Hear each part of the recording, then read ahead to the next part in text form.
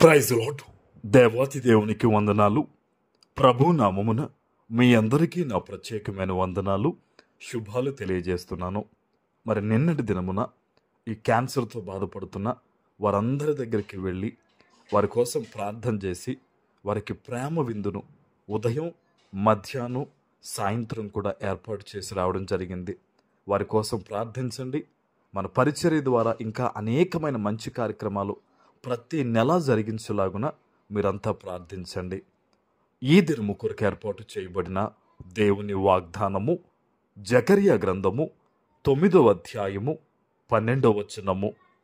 బంధకముల్లో పడియుండియు నిరీక్షణ గలవారలారా, మీ కోటను మరలా ప్రవేశించుడి, రెండంతలుగా మీకు మేలు చేసేదనని నేడు నేను మీకు తెలియజేయుచున్నాను. దేవుని నామానికి మహిమ కలుగునుగాక. ఈ ఉదయకాల సమయంలో సర్వ సృష్టికర్త అయిన నీ తండ్రి నిన్ను ఆశీర్వదించి గొప్ప వాగ్దానాన్ని నీకు అందిస్తూ ఉన్నారు. హల్లెలూయా. బంధకముల్లో ఉండిపోయి కూడా కొంతమంది నిరీక్షణ కలిగి ఉన్నారు. ఈరోజు వారింట్లో నెమ్మది లేదు, మారు మనస్సులు లేవు.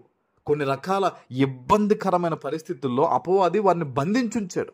బహుశా కొన్ని నెలల నుంచి, కొన్ని సంవత్సరాల నుంచి ఆ బంధకాల్లో ఉండిపోయారు.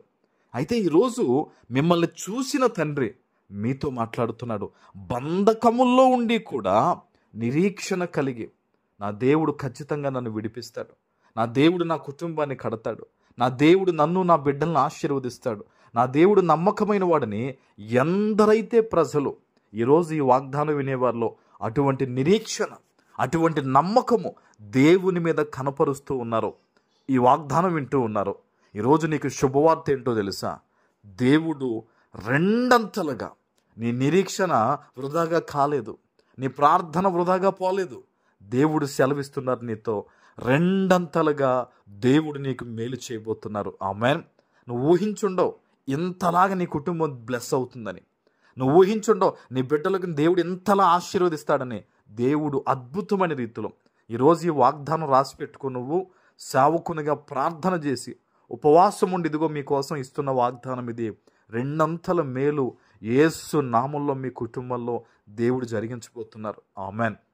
నువ్వు అనుకునుండవు ఎంత గొప్ప కార్యం దేవుడు చేస్తాడా, దేవుడు ఇంతలా నన్ను దీవిస్తాడా అని నువ్వు ఆశ్చర్యపోయే రీతిలో ప్రభు నీ జీవితంలో కార్యం చేయబోతున్నాడు. ఆమేన్. మరి మనకు ఉండాల్సిన అర్హత ఏంటి? అంత గొప్ప అద్భుత ఆశ్చర్య కార్యాలు దేవుడు మన పట్ల చేయడానికి మనమేం కలిగి ఉండాలి అంటే, ఒకే ఒక్క మాట దేవుడు చెప్తున్నాడు.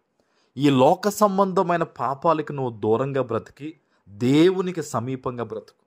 అదే ఈ ఒక్కటి దేవుడు నీ దగ్గర నుంచి కోరుకునేది.